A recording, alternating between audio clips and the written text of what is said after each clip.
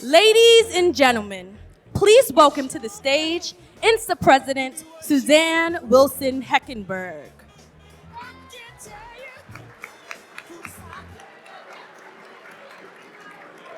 So as our intern, Ione, just mentioned, please take your seats. And thank you for joining us this evening. And Happy New Year to everyone. I promise my remarks will be brief. I hope you all enjoyed the networking receptions. As we settle in, I kindly ask you all to keep the talking to a minimum while there's folks on stage. Tonight, we are honored to welcome General Shawn Bratton, Vice Chief of Space Operations at U.S. Space Force. General Bratton, thank you for your service and for taking the time to join us this evening. We appreciate your leadership and your willingness to share insights into the Space Force's strategic direction, acquisition priorities, and opportunities for collaboration with industry, academia, as well as the public sector. Briefly, I would like to recognize the companies who made tonight possible. You all can clap, it's up to you. Amazon Web Services, CACI, Clearance Jobs, Google Public Sector, L3 Harris, SAIC, Sims Software, SPA, and Workday, as well as our supporting partner, NSSA. We could not bring you these timely conversations without their support, and I appreciate the round of applause from each of your organizations. And also a special thank you to INSA Chairwoman Tish Long, who will lead tonight's moderated conversation. During the Q&A, I encourage you all to grab your question cards from L3 Harris, as well as pens, and give your question cards to our INSA interns who are all looking for jobs in the intelligence community and want to spend the rest of their lives in a skiff. Conciseness in the question cards is appreciated. You do not have to include your name and organization, but if you would like to, please feel free to do so. And just as a reminder, this event is being recorded and is on the record and open to the press. Now, it is my distinct pleasure to introduce our guest of honor, General Shawn Bratton. In his role as Vice Chief of Space Operations for U.S. Space Force, he assists the Chief of Space Operations in organizing, training, and equipping the U.S. Space Force. Previously, he served as the Deputy Chief of Space Operations for strategy, plans, programs, and requirements. We are grateful for his leadership and look forward to hearing his thoughts on the future of space operations and the role of public, private, and academic partnerships in maintaining space superiority. Please join me in welcoming General Shawn Bratton to the stage.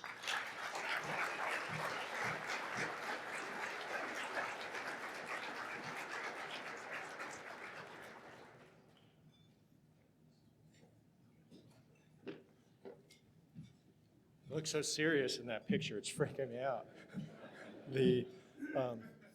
Hey, I have an actual speech here. I'm usually not a speech giver, and so I'll kill it in the Q&A for you, I promise, if the speech doesn't go well at the end. But you gotta write some questions. So I thought before I jump into it, I'll just introduce myself a little bit, because I don't know a lot of you, and I think everyone here knows everyone else. Just based on the reunion atmosphere in the room. And so, great to meet you. And I should start by saying thanks for what you're doing out there.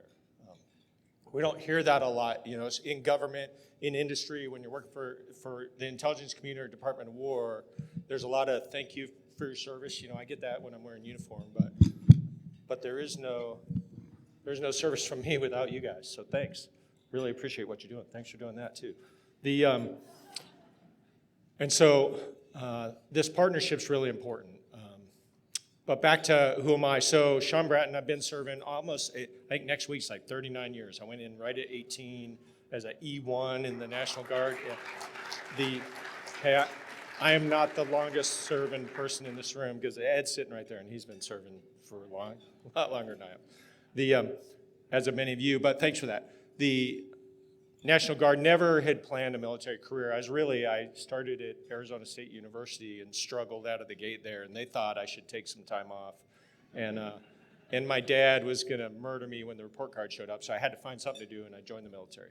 And it worked out pretty well, as you can see.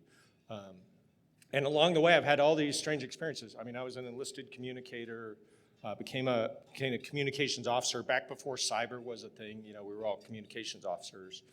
And my career has been back and forth, mostly on the space side for sure, but a little time at Fort Meade, at CNMF with the Maryland Guard guys, doing offensive and defensive cyber. And so just maybe a touch point with the NSA and the NRO teammates is most of my exposure to the world that you live in. But all my operational time, all my Space Force time is built on the foundation of the intelligence community. I mean, there is no operations without that. And so again, I just want to start by, hey, I've been around a long time, but I'm learning every day, and you guys are going to teach me some stuff tonight. I'm sure. I'm glad to be here. Thanks for inviting me to the reunion.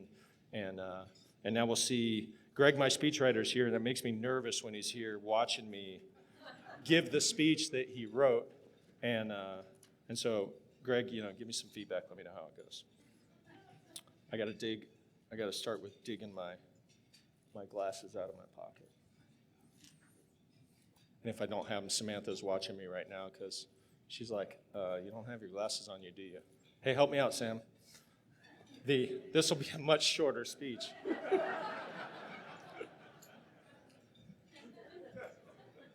You're already getting this is like the real me. Yeah.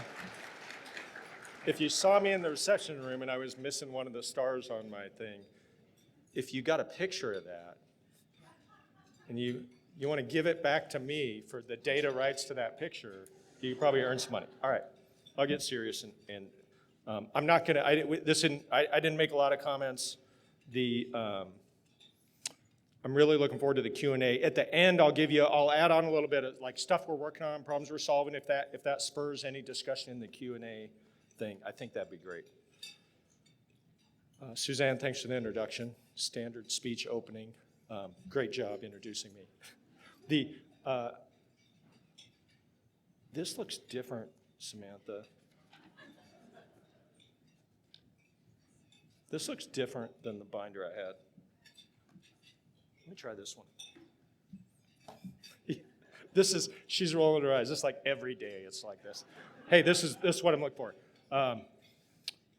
Thanks for being here tonight. I already said thanks. Hey, so a couple things. I started as the vice chief in August. Last night I had a speaking engagement, was my first speaking engagement since I started the job. And I told the team, like, I don't want to be out there in the media. I got to learn the new job. And the vice's job in the Pentagon is like chained to the desk, working budget and DMAG and the JROC process, which we're in the middle of restructure and all that. If you want to talk about that, happy to. But this, like, for me to get out, so I'm really happy to be here because it's only my second time out of the building talking to people. So we'll see how I do. Not so good so far, I'm thinking. This says I'm looking forward to the Q&A. Craig, this is really good. Here we go. It's no surprise. Look, this is no surprise to you. I'm going to say some things that you already know, but it's no surprise to you that space and how we use it is changing every day, and that is absolutely true for the Space Force. How we think about space operations, our assumptions, how we plan to operate in a contested domain is evolving. Today's reality is certainly different than yesterday's. Tomorrow's will be different than today's. All of this is really starting to inform how the Joint Force thinks about the Space Force. And in our infancy, our early years, it was all uniforms and what are we going to wear, what's Space Force song going to be, all that stuff that you got to do. How many buttons need to be on the jacket? 6. We had a big meeting about that. I told this joke last night, and Ed didn't think it was very funny, but 6 buttons because we're the 6th branch of the military. So when you see someone wearing this, that's why. I guess there's no joke in there at all, but it's just information. We went through a lot of that, but now that's behind us. Like, we're through the birthing process of a new service. There's still a lot to do, but now we're really focused on the warfighting piece, and that's why you establish a military service. So in all this change in reality, what we're seeing is the Army and the Navy and the Marine Corps and the Air Force are trying to figure out how they interact with the Space Force, and we're trying to help them along that way. Our biggest champions, you'd think it'd be the Air Force. They get super annoyed with us because we're just asking them for money all the time. It's the Navy. I think the United States Navy understood what the Space Force needed to be before the Space Force understood it. And you guys will get this immediately. They understood because they're held at risk by adversaries ISR. And that ISR is space-based. And they're like, Space Force, this is your job to take care of this problem for us. And they're very demanding, from Indo-PACOM straight through the Navy staff. And we heard them loud and clear, and we got after it. And so it's pretty great for us to have, the Air Force has gotta take care of us because it's in law. The Navy is like cheering us on like nobody's business. But so that recognition across the Joint Force is something we're absolutely getting after. When I take that and I project in the future, hey, what is this gonna look like? All these new capabilities, how we think about the operational area, where are we going in space beyond GEO, when are we getting to cislunar, all these things, the information, the intelligence requirements that we need, that evolution will continue. I mean, it's gonna continue next year, 5 years, 10 years. It's definitely gonna be different every single day. And so one of the problems with Restless is how do you get ahead of that mentally? How do you think about that? How do we lay a framework within the Space Force to address future problems when we're not even sure what today looks like? And so that is for sure one of the challenges facing the Space Force, but I can't solve that without the intelligence community helping me figure out what is that future threat environment? What is the operational environment we're gonna be working in? All of DOW, we're dealing with some national stuff, like what is launch infrastructure of the future? Is that Space Force business? Is that commerce, transportation? Do we have a role in places like Wallops and Kodiak and Boca Chica? Those are big national things on the launch infrastructure side that matter a lot, and we're getting asked those questions. And so we gotta think about not just today's problems, but what do we want it to be for the Space Force 10 years from now? And you guys gotta help us solve some of that. This says we got a lot of work to do. Great job, Greg. We got a lot of work to do. He's gonna kill me tomorrow. The range, let's see. Our challenges range from ensuring access into and from space, safeguarding an array of critical assets, both on the ground and in orbit. We must be ready to take the fight to the adversary. We must gain and maintain space superiority. We must protect the Joint Force, sailors, soldiers, Marines, from space-enabled attack. And General Saltzman talks about that a lot. Like, what is space-enabled attack? I'm not talking about dropping stuff from space. I'm talking about how does the adversary use space in their kill chain, and what is the Space Force gonna do about it? First, we gotta understand how the adversary uses space in their kill chain. We gotta deliver capabilities, and there's a ton going on. If you wanna talk acquisition reform, I mean, that is definitely occupying a lot of our time, and I'm sure you guys are in the middle of that as well, or the ripples of it are coming your way. The challenge to accomplish all these things is less understanding, not what we need to do. We know the problems. It's really, what's the course of action that's gonna get us to a solution? It's sort of like, sorry industry guys, sort of like when you're talking to industry, they have a lot of ideas. Some of them are really good. It's delivering on the idea, and that takes government and industry working together. I mean, all these problems are solved not by having the idea. We know the things we need to do. Some of them, we just don't know how to do it. Acquisition reforms are great. We want to go faster and deliver on cost, schedule, performance. How do we do that within the things that are in our control, without just saying, well, if Congress passed a budget every year, everything would be perfect. I don't know that would help a lot, but I don't know that it would solve all of our problems. I don't even know if it would solve most of our problems. So we got to own these things, and we got to figure our way through. And we're spending a lot of time thinking about that. And then, of course, behind all that is all this development thinking, all the planning, all the identification of courses of action is the adversary and the threat. And what are they doing? Our competitors are very serious about vying for control. I don't think I'm telling you something you don't already know. But they, too, are evolving. This evolution that we're dealing with every day, just really rapidly. Our adversaries are evolving just as quickly. And I really need help in what are they gonna look like in the 5, 10, 15-year time horizon? What are the capabilities, not for today's threats, but for tomorrow's, that we needed to probably start building yesterday? And so getting after that, I think you guys understand that. Both the kinetic side and the non-kinetic side of that fight is real, it's sophisticated, it's a significant challenge for us. And I'm not trying to solve the space kill chain problem or protection of assets. I mean, we'll get after that. It is, how is the adversary using space to defeat the United States Navy, the United States Army, the United States Air Force? And what is the Space Force's responsibility to contribute to that? That's how we're really thinking about this inside the building. And if you're out at INDOPACOM or UCOM, some of the places where we've got a little bit more mature presence, you really start to see the Space Force just shoulder to shoulder tackling what are really these joint force problems. Greg, I'm skipping some of this, sorry, man. We're starting to write things down. You know, we wrote some capstone doctrine documents. We wrote a space warfighting document last year.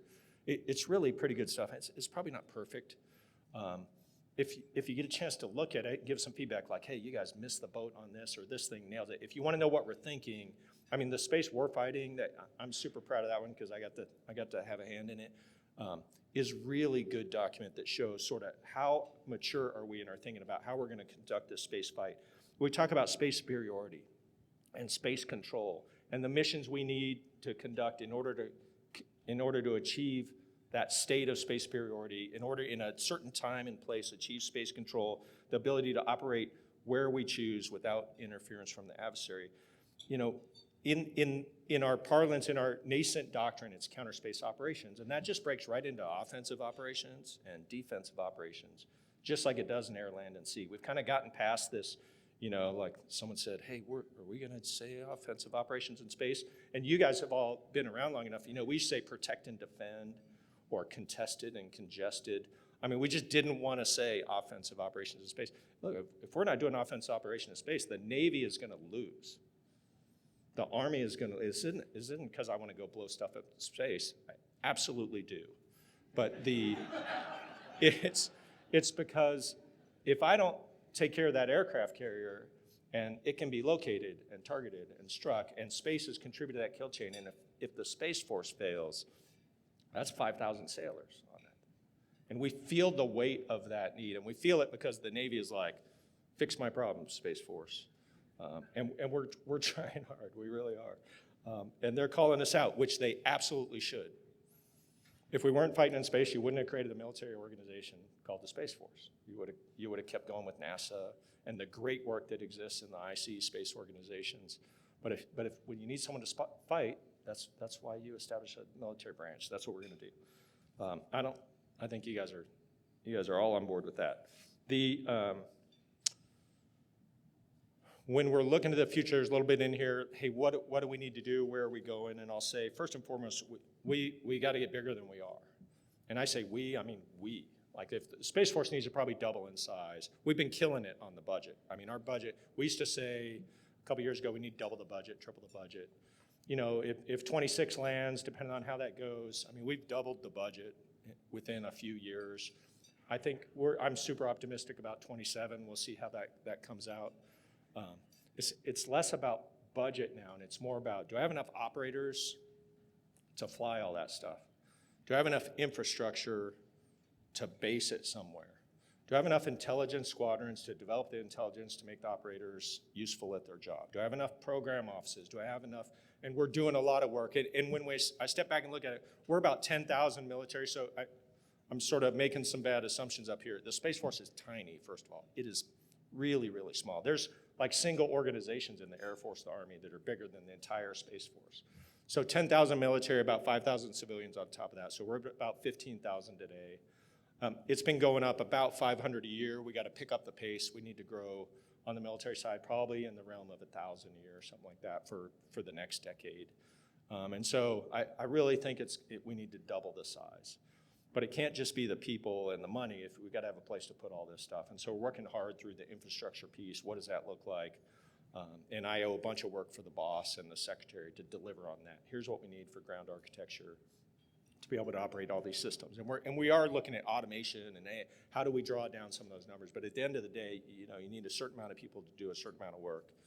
And so we're working hard on that now. Right now we have way more work and not enough people. So we're just not doing things. I am not thinking about cislunar at all. And I should be every day. That's where the fight is going to go.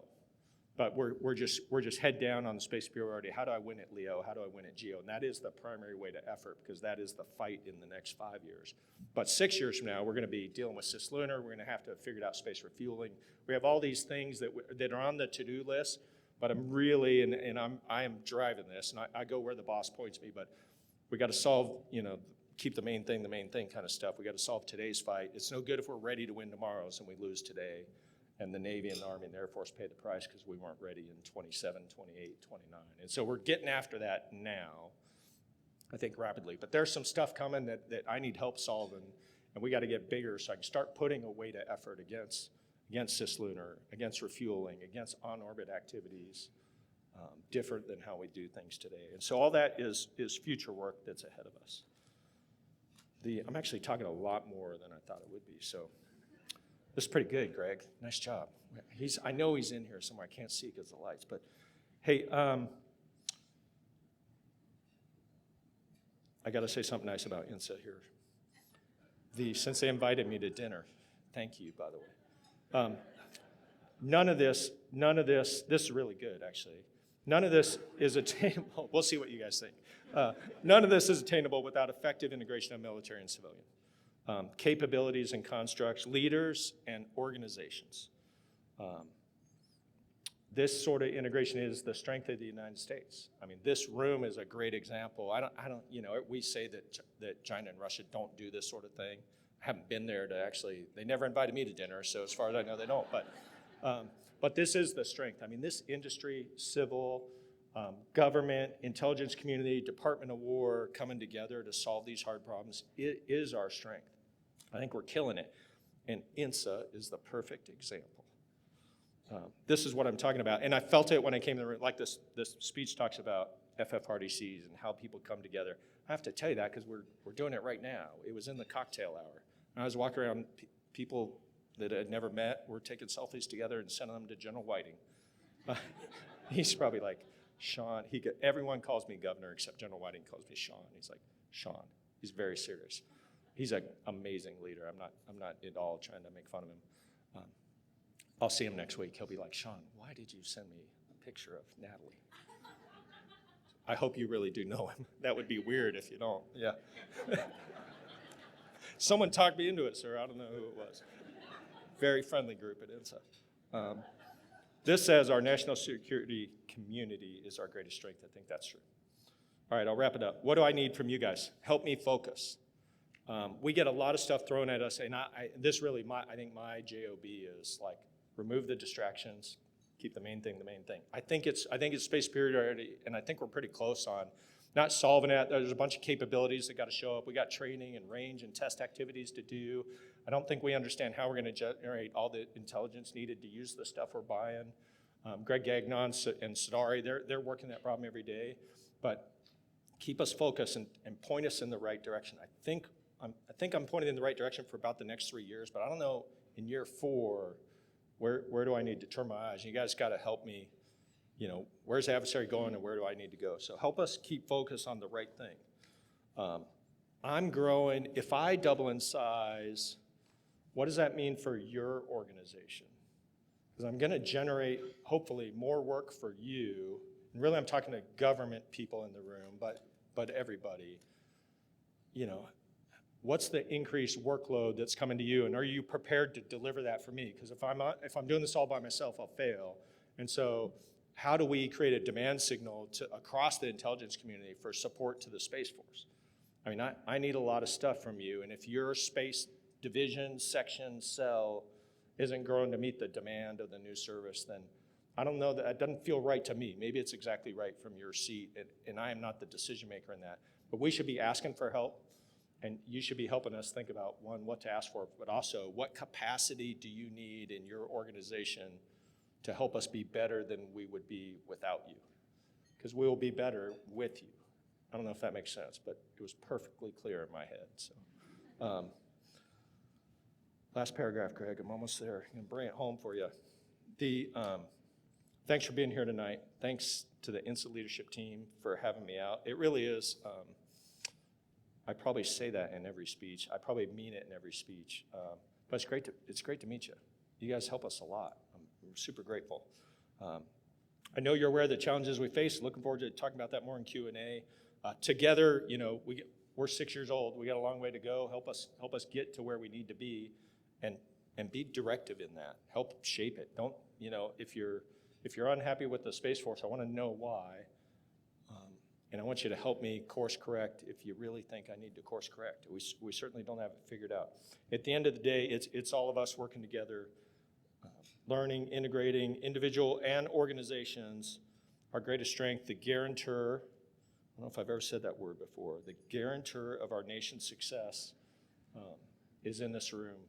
And I know I kid around a lot with the speech, but that's a pretty serious statement. The guarantor of nation's success is in this room. And so, that's mostly you guys and me doing the best I can. Thanks for all you do. Looking forward to the continued discussion. I'll give you just a couple like rapid fire things we're working on in case it spurs up for Q&A. So I talked a lot about space superiority doctrine. We're killing it on that. Happy to talk more. This ACT reform stuff is a big deal for us. There's not a lot of freedom to talk about it, but I'll tell you what I can if it's interesting to you. This growth, how does the Space Force grow? What does that mean for your organizations? I'm really curious to learn from that. I don't know if this is the right place, but if you want to talk about that or have a follow-on on, hey, how does Space Force growth impact your agency? What do you need from us to create a demand signal? I'm real curious to learn that. We can talk about budget as much as I'm allowed to. I get super involved in that. We can talk about Secretary Mink as a boss. He's probably a boss to some of you guys. He's great, by the way. As our secretary. He really is great. I'm trying to think of what else is occupying my day. The ACT reform stuff is really filling it. The budget stuff fills it. There's tons of current ops stuff you're reading in the news. I probably don't have a lot to say about that. That wouldn't surprise you. If you got any questions about the Space Force, I think I'm the guy to answer them, so let me know. I'll stop talking, we'll finish eating, and then we'll do some Q&A here in a little bit. Thanks a lot.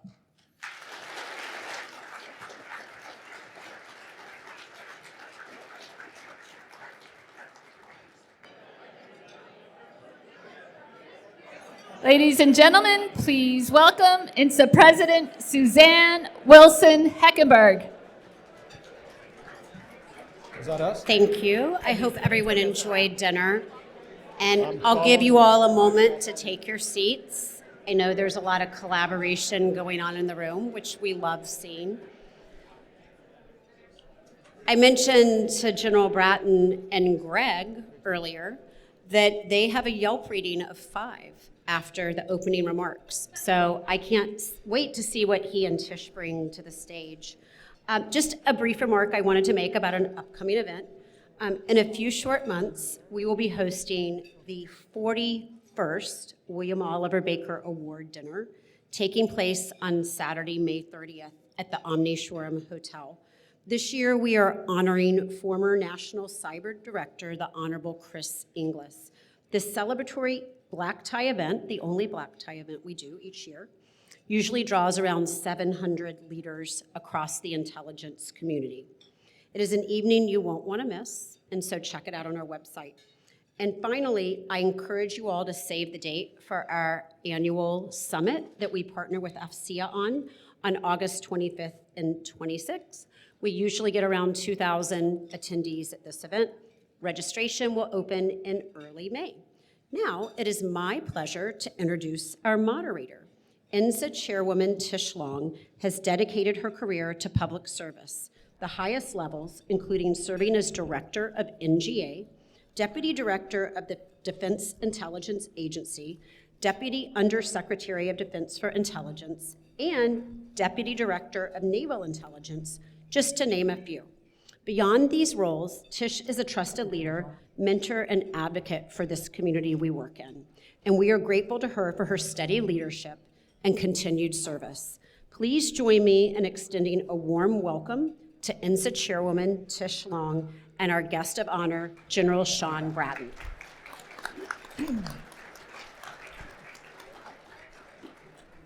Suzanne, thank you for that introduction. We are going to, wow, got a little reverberation here. We're going to move the podium back so we can see everyone at all the tables. We have learned over time that we need to do that. Oh, is there somebody there you don't want to see, sir?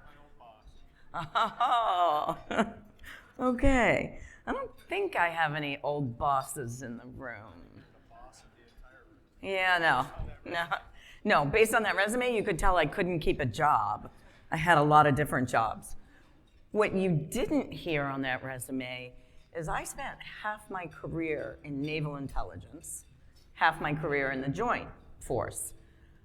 So I appreciated hearing that the Navy is giving you very strong demand signals, and I really understand why. You know, when they are at sea, they got to have everything. They need everything. That's right. We And gotta deliver. they are alone. So, not surprised on that demand signal. And I wasn't going to ask that question, but I don't know if there's anything you want to elaborate on that. No, I'd say just they've been great teammates. Jim Kilby's the vice CNO. We talk all the time, and they have high expectations. We got to deliver for them. So, yeah, pressure's on. Pressure's on, but you got a lot of people you have to deliver for. Yeah. So, And they're like 250 something years old, and we're like 6. So, that's you guys okay. have had decades to figure this out, hundreds of years. That's okay. You're going to move at light speed. That's right. Right? Yeah. So, speaking of light speed, it probably has felt like that since you've been in the job. It's only been a few months. That's right. And you really came in during a moment of transition, you know, with General Gutlein leaving, going to the program manager for Golden Dome. And so I like to start these conversations with the threat, because, you know, it is about the threat. It's staying a step ahead of the adversary. You talked a little bit about that in your remarks. But as you have stepped into this job, what has most sharpened your view of today's space threat, of the landscape? And, you know, what are some of the risks that folks in this room should be thinking about and thinking about in their support to you? Yeah, I think we've been talking for, even in our short few years, you know, General Whiting, General Raymond, General Saltzman, and you guys all well know that the reality of the threat that faces us, both fielded capabilities on orbit, direct sent ASAT threat, you know, directed energy, the grapple, all the things that are being fielded, whether they're operational or just in the test. I mean, since I was at U.S. Space Command a ways back, none of that is new. The pace, General Whiting really articulates it well on the sort of breathtaking speed, how fast the adversary is able to deliver capability. You know, this whole acroform is the crux of like solving that problem. So I think the individual threats aren't surprising. We see them coming. We get great information about what's going on. But the rapid pace is the surprising piece. Like, man, just yesterday I was reading about something, and today there's another new worrisome thing that we got to figure out how to defend against or defeat on orbit. And so the speed of development is the thing that is unnerving, certainly. Yeah. Yeah, I will tell you, not surprising to me, and particularly, you know, we have a number of adversaries. They've only got to get it right once. You've got to defend against all of that. That's right. And so thinking about that speed, I think, is really important for all of us. So you've talked about your 6th anniversary a couple of times. Where have things maybe gone faster than you expected? And, you know, what's right there? What's your next focus area? Yeah, I think the integration with the combatant command. So we're standing up, you know, all our service components. I think maybe yesterday or the day before, Space Forces Southern, so the Space Force component to Southcom stood up. We've always had a presence there, but now, a commander that works for the 4-star. We have a colonel that I'm sure the Army, Navy, Air Force are probably running at the 3-star level. That's fine. He'll hold his own, but the integration, the Indo-PACOM, we started there, of course. It's the biggest area of interest. It's the most mature. We really see the integration and the response to the combatant command creating the demand signal. And the difference of places where we have service components and places where we don't is dramatic. We're in EUCOM now, we're in CENTCOM now. We're not in CyberCom with a service component. There's Guardians there, but we don't have a commander talking to the commander. And the second that happens, the demand signal for Cyber Command is going to go through the roof. And I used to work there, and I understand all the Yes, you potential of that teaming. And so that integration piece has really gone faster. The Joint Force, rapidly embraced and then immediately demanded from the Space Force delivery. And so there's no we've never fought in space. We're the only service that has never fought, in big fight. There's lots of low-level, movement, maneuver, electronic warfare activity, all those sorts of things. But so I thought there'd be we got to establish credibility. There's not that there. The combatant commands we understand what you can do, we need more, and they're very demanding. And so I thought it'd be we got to sell ourselves. There really isn't any of that within the military services. I think there's a lot of other people that we still need to convince, but we're part of the Joint Force, part of the team, and they are expecting us to deliver in combat, and we're working hard to do that.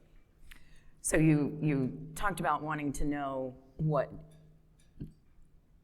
folks in this room would need to think about if you were to double in size, and I think that's a terrific question to ask, and we may get to a little of that.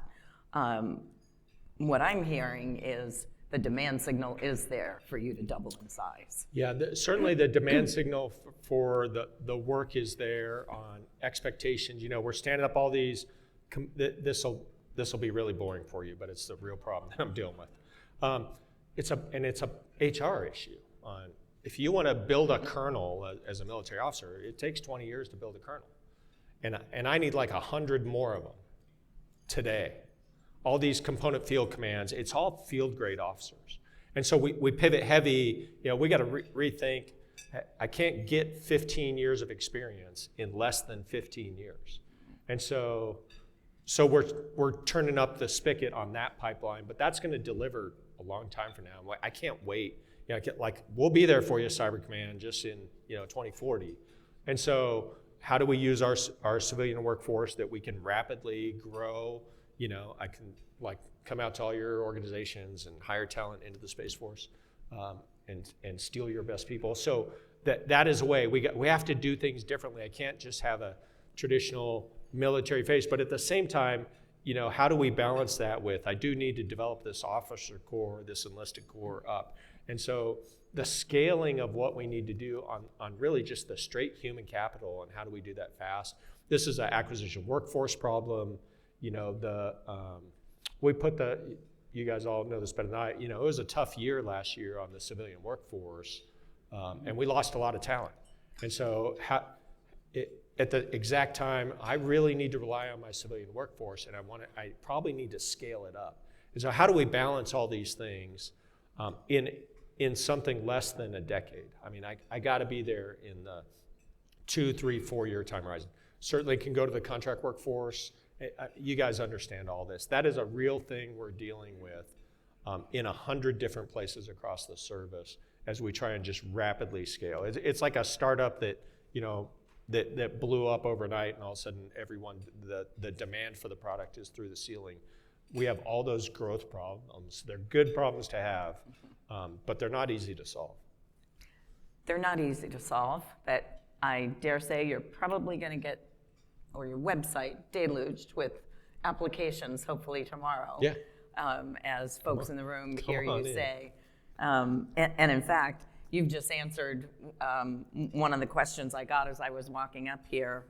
I had a couple of cards handed to me on what force design decisions do you need to be getting to and working on right now to stay ahead of the threat. Yeah. And you may want to expand on that. Yeah, the force design work that the CSO, General Shawn, is very demanding in this area. The future operating environment, you hear us talk about the objective force is the term we use for the forces I need to defeat the adversary in a given time horizon. And we generally use 15 years out. So 2040, what is the Space Force we need to defeat the adversary of 2040? We call that the objective force. And then you're always building towards that depending on what your budget looks like and moving things into the programmed and fielded force. And so in a minute, that is the force design process. We're working hard. This is all we talked a lot last year about standing up a futures command. Who's our forward-looking organization? We're still working on that. We had a new secretary came in. We re-baselined some stuff, but he's like, yeah, we have to do this work, and we're moving forward. So I'm hopeful. I expect the boss in the next month or two. We'll be talking about it some more. We are on it to deliver sort of the organizational structure this summer. I think that's not unreasonable. That is, that's still got to clear the CSO and the secretary, but that's what I'm driving the team to deliver. But in the meantime, we can't wait until there's an organization to understand future operating environment objective 4. So, at the same time, there's a team that roll into that forward-thinking new field command force if that all gets approved. That is working on this future operating environment. And we're outsourcing a lot of that work just because capacity-wise, we don't have the capacity to do it internally. So, we're reaching out to folks in this room, teammates who are helping us build that now. And that is a way, to deal with my near-term or very short-term capacity problems, is, hey, we got to onboard help and solve it right now.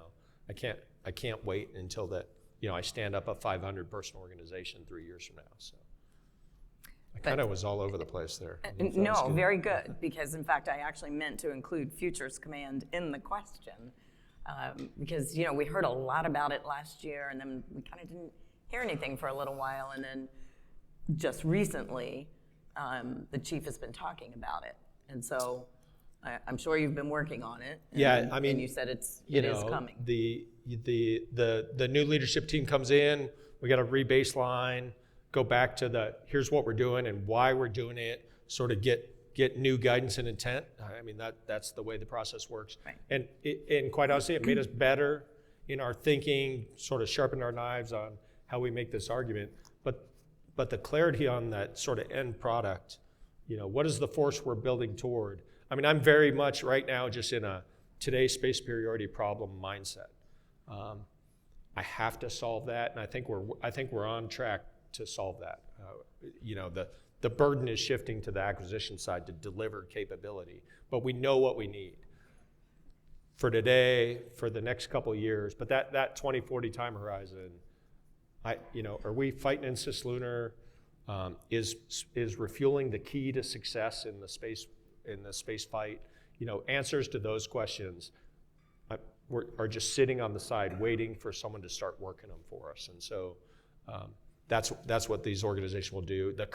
If you're familiar with the Space Warfighting Analysis Center, Dr. Parch and his team, they are jobbing it every day, getting after some of this. But the to-do list is much longer than what we've resourced them to do. And so, great position to be in. Plenty of work. We're busy. Much more ahead of us. We got to scale up to be able to tackle it. I think you have that across the board. Yeah. So you've talked previously. You've also mentioned this a couple of times tonight, that you need to move from a peacetime rhythm to a wartime, or to conflict, to a conflict rhythm. What's the biggest barrier to making that shift?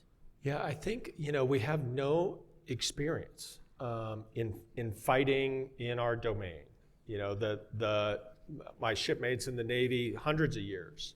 The Air Force, the Army, they just have. When you talk about warfighting doctrine, and how do you know, how does the Air Force arrive at their command and control concept? Well, they tried a bunch of stuff that didn't work, and then they made it better, and they made it better. And they tried that in combat. The lessons learned in Vietnam and Korea influenced decades of work that happened at places like Nellis under General Creech, and the history of the Air Force comes out of my mouth. But that resulted in Desert Storm, where we just crushed it. And then some would say we hung too tightly to that, but those were built on lessons learned in combat, and we don't have any lessons learned in combat because we've never been to combat. And so, wargaming exercises, you substitute as best you can for those things, but we don't have that hard scar tissue, and doctrine is based on lessons learned in combat. And so we struggle sometimes with the uncertainty of, if we don't know exactly when you start talking about the policy side of things and rules of engagement, how does all this work? we're answering those questions with the expertise that we have. Not a single combat hour of anybody in the Space Force in space. Now, we got lots of Air Force combat hours and Army ISTs that have come over and helped make us smarter. But this thinking, and all you can do then is more war gaming and more exercises. And that's where another area, we just got to scale up our activities in the modeling and sim environments and fight this war 100 times as best we can. So we're getting after it, but there is I don't know, not uncertainty or unease aren't the right words, but there is just a reality of we don't have decades behind us in this. We've got 6 years as a service. Lots of stuff happened before that, but really 6 years as a service. And year one was all uniforms. I mean, who are we kidding? Well, and there are so many aspects. I mean, and you just kind of went through it with people, process, technology, and then you break down each of those. And you're right, the fact that there, thankfully, has not been a conflict in space also limits. There aren't those lessons learned to build upon. That's right. So, all right, well, those were kind of my scene setters, and we're now getting questions coming in. I still have a few. There's a lot of words on that card. There's a lot of words on a number of these cards, but that's okay. It's good. I'll synthesize it down. I can read. Yeah, I could just pass them to you. You No. can read. Yeah. They're like half a glass of wine, that guy's done. Samantha's just shaking her head right now. I'm like, No. It's all good. It's all good. But a couple more before I move on to the ones from the audience. And this is something you actually worked on in your last job, the Space Warfighting Framework. And again, you've talked about this evening, the space superiority, and that it's a precondition for joint force success. So in practical terms, what does that mean? How is it changing how Space Force plans, trains, and equips?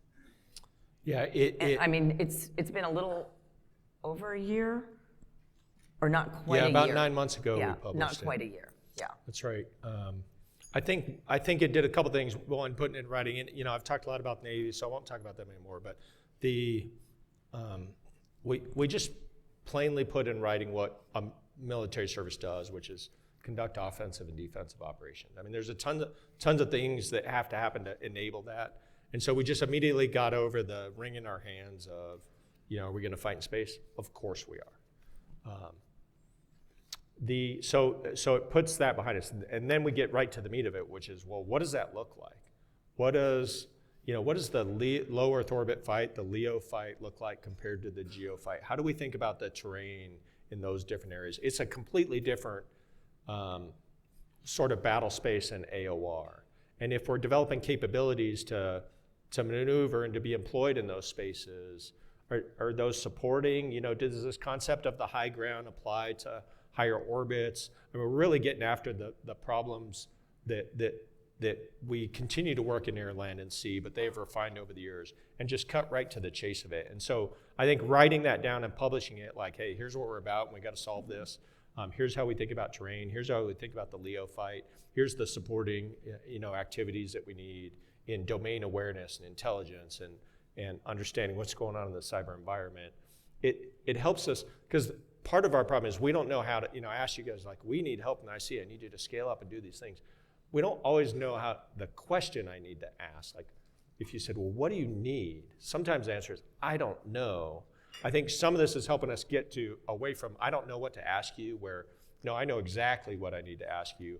I need, continuous monitoring of red spacecraft in this area, and I need you to tell me when we see these sort of activities that are indications of hostile conflict coming. I mean, we're really starting to be crisp in our understanding of our information requirements. In some areas, lots of work to do. Lots of domain awareness alone is a problem to solve on just keeping track of everything. But I think writing it down forced us, it just let us get over okay, we can just stop talking about that and get on to solving the problem. And so, there's probably 5 more iterations of documents that we need to do now that we've gotten over hey, we're going to war in space, what's that look like? And so, and and not all those should be written by the Space Force. So hold that thought on documents, because we actually have a question on a future document. But you mentioned domains a couple of times. So as you become more tightly integrated with air, cyber, and terrestrial ops, what are the biggest coordination challenges? And let me throw in a question from the audience related, and that is the contemplation of an organizational relationship with special ops forces. So not quite a domain, but. Yeah, we do a lot with the special ops community. We've been with them for a long time before there was a Space Force, in just sort of very niche pieces of our mission space. And, I spent 7 months in Iraq working things with those types of folks. So I can't say anything about it. That community, they understand what they need, and they know how to ask for it, and they have a pretty good understanding of what our capabilities are. In some cases, they really understand maybe better we do. Look, I don't need you to do anything, Mr. Wizard, but this. And so just do the thing I asked you to do. And so the special ops guys are easier in some ways. I think the Navy's great at it. The Army is, the FA-40 crews, they're some of the best that we got out there. They really understand. And so within the other services, there is a good understanding of space. Ironically, the Air Force now is the only one that has no space people at all, because they all went to the Space Force. Like the Army has FA-40s, maritime space officers in the Navy, the Marine Corps has got a little cadre of space team. The Air Force is just like, hey, what are you gonna help us? I'm like, I got my own problems, figure your own stuff out. That never works, but it's interesting. So the other services, they know what they need, and what's happening now is we're getting a lot better on, here's what I need from you. I can figure out, hey, adversaries flying all these weapons in space. The best thing you could do is just drop a bomb on that TT&C center, Air Force or Navy. So deliver for me. Don't make me have to solve this problem in space. When terrestrial fighting, you guys know exactly what you're doing. Connect, kill right there. I think we're understanding better how to solve our problems using the capabilities that the Army, the Navy, the Air Force bring. And our components are the ones out there solving that, because in today's fight, the space capability is still really slim. And so the easiest way to solve it in many cases is go to the big services that have all this capability and say, here's what I have to have. That's why we have a joint force. That's right. That's why we train jointly. That's why presence matters. Sitting at the table, being in the room, and our component field commands have sort of started to put us at the table out in the combatant commands. It's really good work. Good. And I'm not surprised that you get the best demand signal from special ops. We in the intelligence community always have. Yeah. They know how to use it. They know what to ask for. They know how to ask for it. And so, everyone gives them everything they want too. Yeah, exactly. It's like, well done. I need to crack that code. So let me flip the question a little bit. What does the Space Force need industry to do differently or to do to support faster delivery and integration and support of you?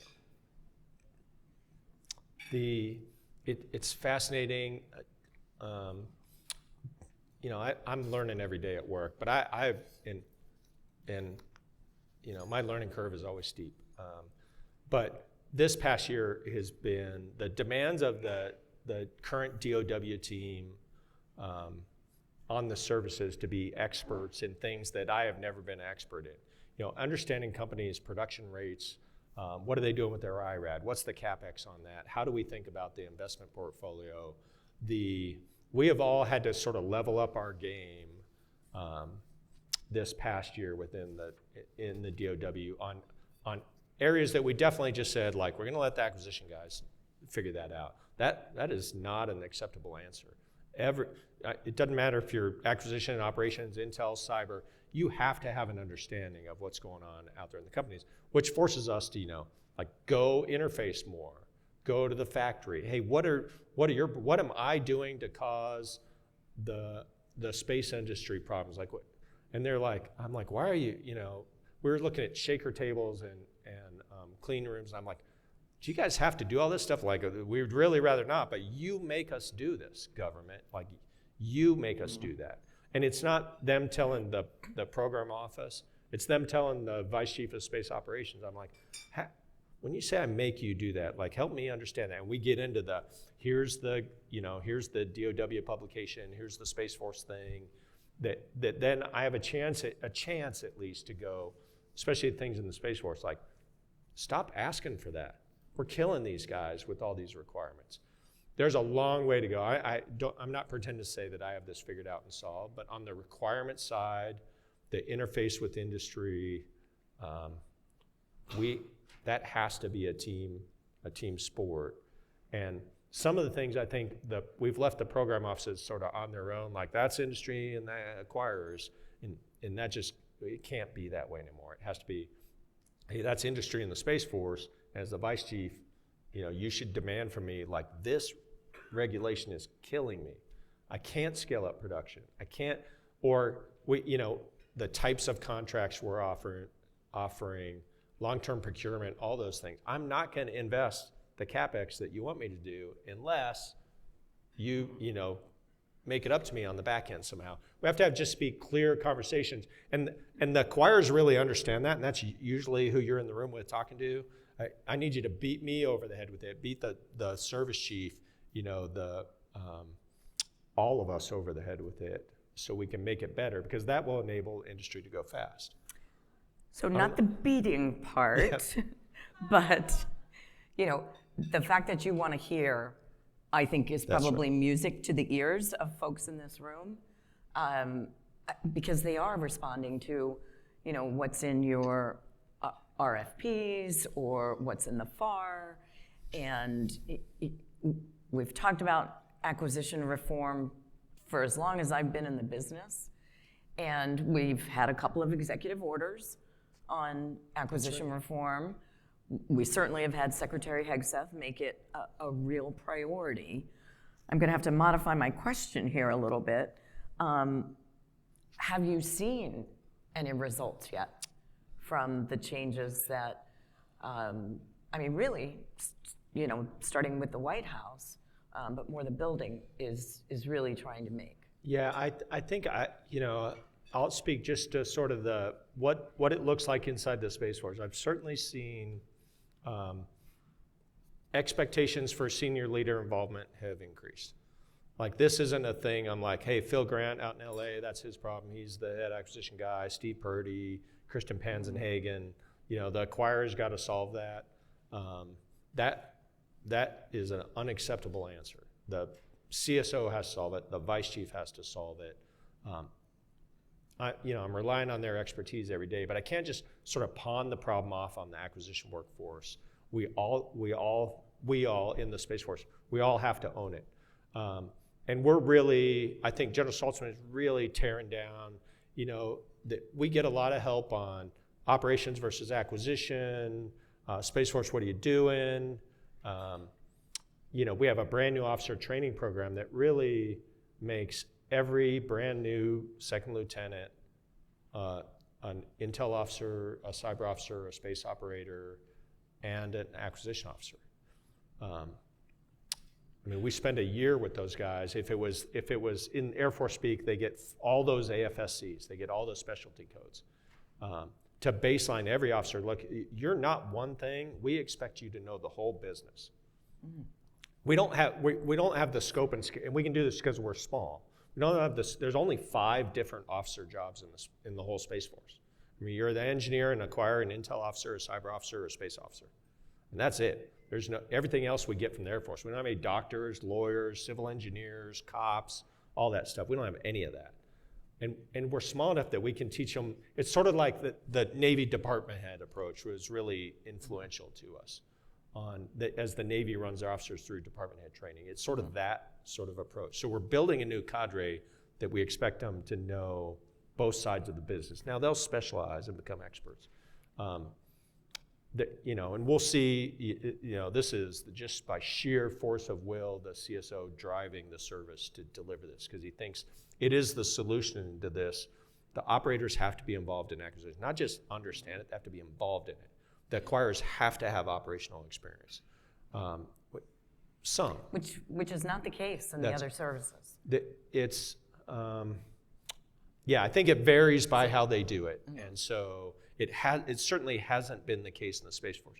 You were sort of one or the other. And there's plenty of examples of folks, General Gutline's a great example, sort of hybrided his way through it. But we manage them separately, and we're trying to tear that down and sort of manage this all really about the officers, but manage that workforce to develop the competencies we need to be able to deliver the capabilities and operate the systems. And so, we won't know for 10 years until these brand new second lieutenants, or at least majors, and headed towards lieutenant colonel. But we're just radically changing how we build the workforce. I think you've pretty much answered this question, but if there's anything you want to elaborate on, and I'm actually going to read this one. Recently, Congress pointed to a divide within the ops and acquisitions career fields and set measures to address the future of the service's officer corps to be more evenly distributed. How is the service working to implement those measures and prioritize acquisitions and operations in an equal way? Yeah, we got you talked to a fair amount of that. We got a lot of help in language, but the language assumes that you have different career fields, that you have operators and acquirers. And sort of what we're saying is, what if they were all acquirers? Then how would you manage the workforce? What if they're all, here's a great example. 60% of the operators in the Space Force are engineers. They have an engineering degree from a university. But because they're operators, they can't fill an engineering billet in the Space Force, because we call that a 6-2. And this just, we inherited this from the Air Force, and it works great for the Air Force because they're gigantic. It just doesn't work for the Space Force because we're small. We're limiting our career workforce and putting them in stovepipes, and we don't have enough people. There's not enough flex in the system to build stovepipes, and so we have to be able to move people back and forth. I certainly have failed in my attempts to explain this as well as I should have. And so, we're working through the language with Congress. I think we're trying to tell the story. We're certainly, it'll be a journey and a little bit we gotta have some credibility and prove that no harm is being done to any particular community. Exact same thing for the intelligence officers. I mean, there are no intelligence officers. They're just Space Force officers. Every one of them gets the same training that every intelligence officer should get. Every one of them. I may get that training. I may not then specialize in intelligence. I may go be acquisitions operators, but at least I know the language. And so when I need something from the intelligence officers, I've had the training where I can at least have the conversation like, hey, here's what I need from you, and we speak the same language. And so we'll see how that plays out, but it's a big deal for us. We're passionate about it. We got a lot of eyes on us. We're getting a lot of help. So we'll see how it goes. But yeah, that is a different model. So we'll check back in a year and then 10 years. That's right. That's right. You guys give us feedback if you're like, this guy's an idiot and they can't do intelligence at all. You made him too much of a generalist. Then that is not what we want. But we do need that. We do need the feedback when they start showing up. They're all, we're about a year and a half in, and the first year was all training, and so they're just getting into the operational force now. That first crew. Yeah. And then it's funny, just human behavior, right? All the officers who didn't have that are now super jealous. They're like, well, I want all that training that the new guys are getting. And so now we're trying to figure out, how do we go back and get General Bratton smarter than he is on cyber and intel and other things. And so, because the captains and the majors are really worried that, hey, that we're missing out. I only got trained on space. I want acquisition training. I want intelligence training. And so it created a weird dynamic of haves and have-nots that we should have foreseen, but we're cleaning that up. It's a good demand signal. Yeah, it's a great. Good problem to have. It's great. Another audience question, and please keep the questions coming. There's some really good ones here. And this gets to the acquisition reform. As portfolio acquisition executives take on whole mission areas rather than individual programs, what should industry do differently to align with this model and deliver value?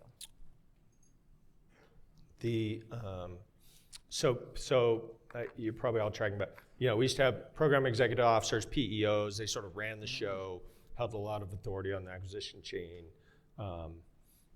Throughout the department now, program acquisition executives. So it's a little bit of rebranding, but the intent is they have a lot more authority. And so we just did an instant drill just with contracting officers in the Department of the Air Force, like where are authorities held?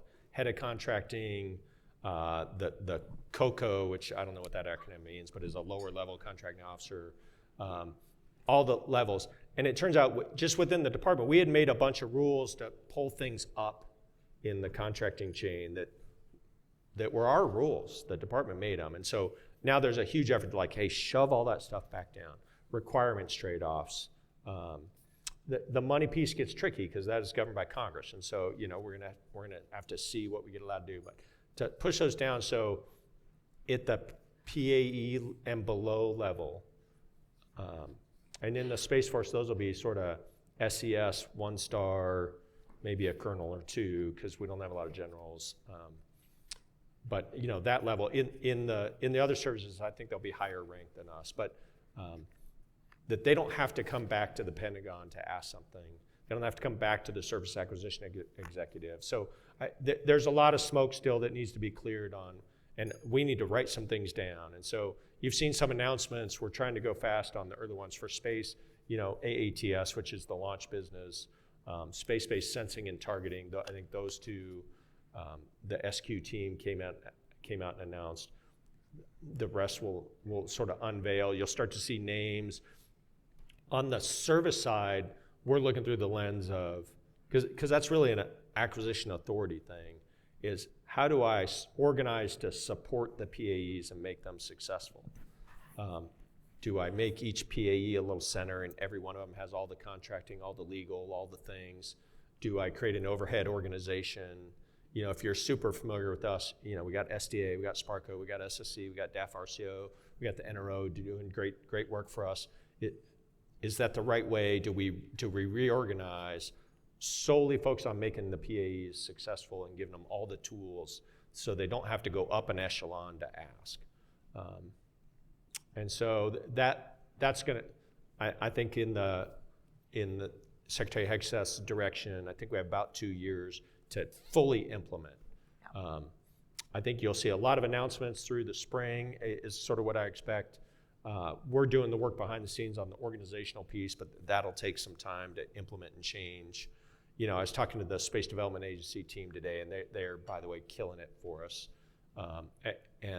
And we've really put them through the ringer in the past year, but they're nervous about this because they belong to Space Development Agency, they're passionate about it, they're doing great work, and now PAEs come on. It's like, well, how is that gonna affect us? And so there's a workforce issue to this too, that as leaders, we really gotta, it's gonna be okay.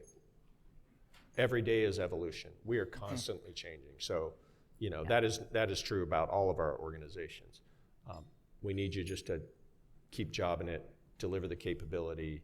We'll let you know, as much as we can, as quickly as we can. So there's a lot of things in the air on this right now that we're working hard on. So that's a watch this space. Yeah, really. you should. No you should pun make, intended. You should make Phil Grant and Panzenhagen, Kristen Panzenhagen, who's the MilDep and SQ now, come talk to you and explain it to you. Oh. They'd be great. I'll come over and listen. Yeah. It's a hard problem, but we're getting after it. Secretary Meek is just rolled up his sleeve. He's very deeply involved in this work. I would imagine he would be. Yeah. I mean, given his background. That's right. We've already gotten the 5-minute warning, and I've got a bazillion questions left, so speed round. Try and do a speed round here. Exactly. That was like the most polite. Exactly. You should talk less, General Bratton. No. It was really well done. Not at all. You should be the head of NGA. Best agency ever. So I also have to formulate the questions so that I you know. can answer them Well, as a speed round. You guys use a lot of words So, on your little cards. so it's up to me to get this right. We talk about commercial capability and using commercial capabilities. And in fact, that's also been a focus of the White House and the department. And a lot of times when we hear or when we see that in action by the military services, it's procure commercial capability and put it in your architecture, and then it's really a government capability. Yep. Can you say anything about commercial as a service and how Space Force is thinking about that? Yeah, I talk about this a lot. Which is hard to do in a lightning round. Yeah, so lightning round is, I think I can't say that out loud.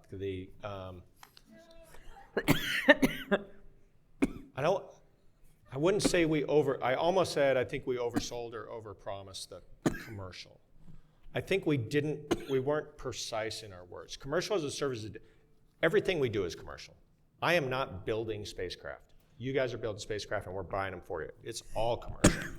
Commercial as a service is a very unique subset where I don't need a uniform person. We're bouncing that with this space superiority dilemma that I've been talking about on. Some things I have to present to a combatant commander we're going to go to war with, and that needs to be a military uniform. And so we're trying to find the right balance. And there's companies out there that are just killing it for us that are like, hey, we have capability, we can operate it as a service, or we can deliver you the capability. I think that pendulum swung a little too far, and now we're just bringing it back. But we're not bringing it all the way back. So there's some things work great as a service.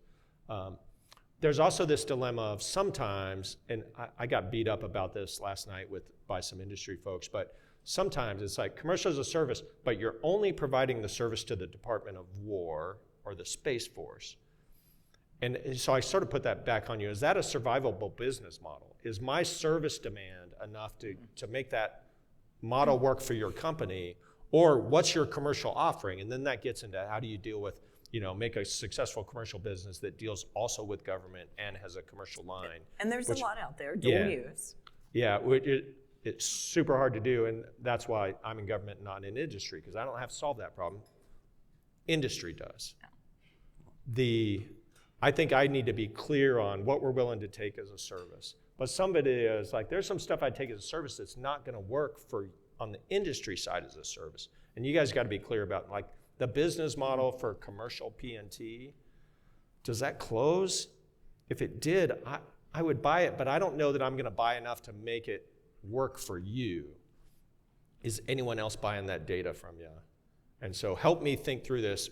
We haven't arrived at the end of the journey, but I do think, that we can do more than we have in the past, maybe not as much as we initially thought as a service.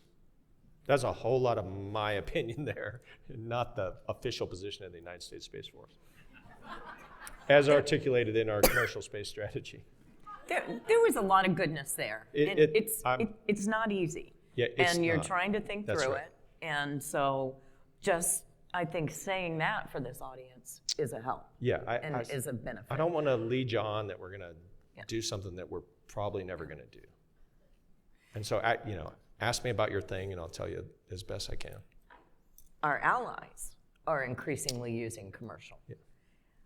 What does that do to interoperability? What does that do to us, in coalition operations? Yeah, I think at least what I've seen, commercial in communications all day long. We will do some of that, more of that, maybe someday all of that. And I see that from the allies. I think we're all dabbling with this commercial remote sensing. IC's been doing that for years. You guys know that better than they are, and the Space Force is now. And so I see the allies and partners doing that. I haven't seen them break new ground in, I'm going to say this and then someone's going to prove me wrong, but weather, PNT, we're not doing space superiority as a service ever. I think our strategy even says that we're not doing that. Launch is all as a service. So I don't know. I haven't seen a new mission area open up from the allies. SDA is the one I'm watching closely. I I don't know if the business case closes. If you're only selling it to me, there's a lot of people generating that data, and I'm generating a lot of it, and I sort of want it, but I don't know if I'm going to sustain your entire business just buying SDA data. That's the one that maybe someday will close. We'll see how that goes. Yeah. Okay. Well, Suzanne's about to walk up here, so let me wrap up. Stop talking. In doing some He says, research, like, we want to go home too. in doing some research for this evening, I learned that we have a couple of things in common. Okay. One, we both wanted to be high school teachers. Now, I wanted to teach math. I don't know what I you was wanted to a teach. high school English teacher. Yeah. I was great at it. Yeah, I am sure you I were. was. But I will tell you, our nation is glad that you were a high school teacher for a little while, but then that you chose the career path that you did. It certainly found me. I don't know if I made the choice, but the other thing I learned was that you played the bass guitar. I sure did. Yeah, still Now, do. So you still do. Yeah. So do you know about this little thing that we do within the intelligence community called spook stock? I don't. So that means your deputy S2 has failed you, didn't prepare you for, sorry, Ed. This was not in the preparatory package. Ed. So there is a charitable event that happens every fall called Spook Stop, and it is to raise funds for the children of our fallen, largely within the intelligence community and special operations communities. And it's a battle of the bands for those who are in the business. So we're going to look forward to you being in next year's Spook Stock, or perhaps we could invite you as a judge. I'll tell you the deal. Probably a lot of you guys know John Shaw. Yes, he is the indeed. lead singer and guitarist. Okay. And then Troy Endicott, who is a Space Force General Officer, who plays the drums, and I play the bass. And Tom James, if you know General James, Army guy, he also played the guitar. So we had a little band out in Colorado. If you get John Shaw on board, I will come play bass guitar. But he, like... Okay. And he is brilliant at everything he does, and he is an actual musician. And then And a great guy. Make noise with the bass guitar. But if you get John Shaw to come, and he would love it, by the way. He's retired and looks like a retired guy, but he needs to get out and do some stuff. Yeah, and no, so he's a great guy. He'd love it. I'll come play bass. That'd be fun. Okay. Yeah, sure. I'm going to give him a call tomorrow. Samantha. So Ed, I should not have said you failed General Bratton.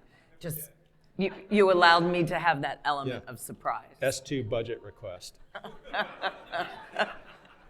So General Bratton, Thanks you a lot. very Yeah, much. super fun. And Suzanne is going to take it from I'm me. the hall monitor. So thank you, Do I Tish, stand up? and thank you, General Bratton.